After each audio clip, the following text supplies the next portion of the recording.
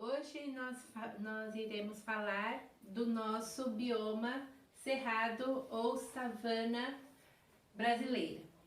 Esse bioma, ele ocupa 25% da área de todo o nosso território, do território do nosso país, mas apenas 2% desta área são áreas preservadas.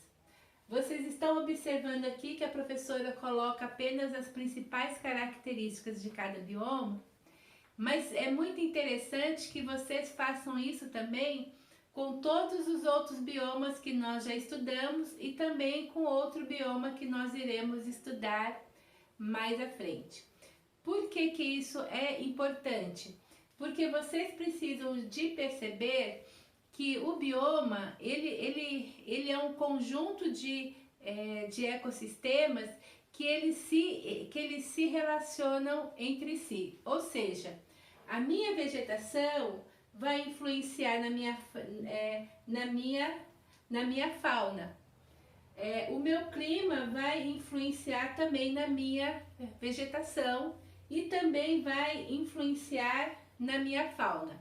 O meu clima influencia também no solo, que por sua vez também é influenciado pela vegetação e pela fauna.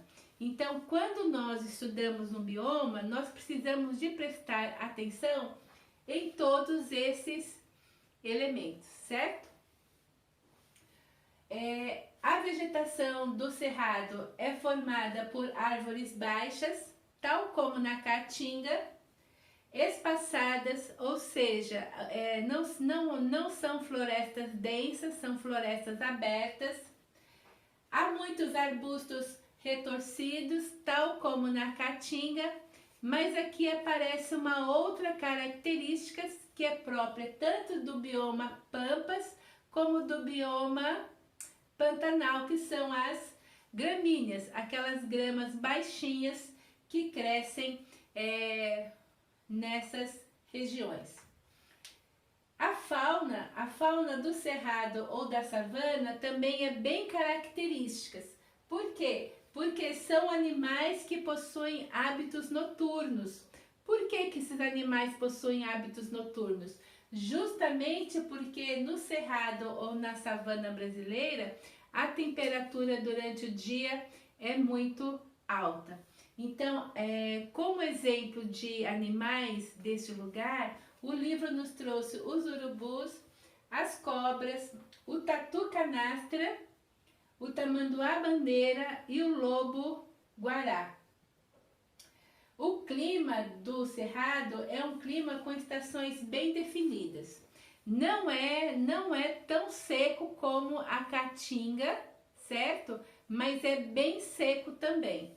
Ele tem as suas estações bem definidas, ou seja, tem a sua estação de chuva e tem a sua estação de seca, apesar de ter longos períodos de seca, e também tem temperaturas muito altas, tal como na caatinga. O solo deste lugar é um solo que é plano, certo? E é muito bom para a agricultura, e só por essa característica você pode estar imaginando quais são os riscos, quais são as ameaças para a biodiversidade deste lugar. Porque nós sabemos que quando o ambiente ele é propício para a atividade de agricultura ou para a atividade de pecuária, o homem, o que ele faz? Ele desmata essa área para poder praticar essas duas atividades econômicas. E no bioma do cerrado não é diferente.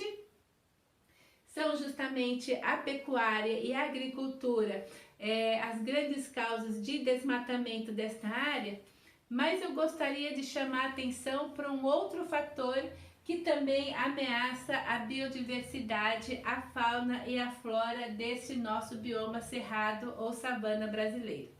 Qual é esse fator que também ameaça? São as queimadas naturais.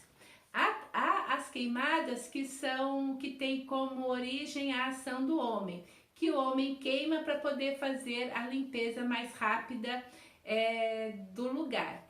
Mas no cerrado ou na savana nós temos as queimadas naturais e isso é muito interessante.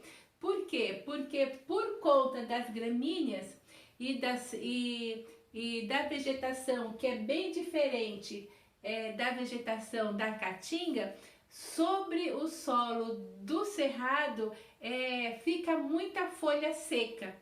E isso facilita muito uma queimada natural, que é uma queimada por ação de elementos da natureza. Tudo bem? Agora eu quero que você complete a sua leitura no livro.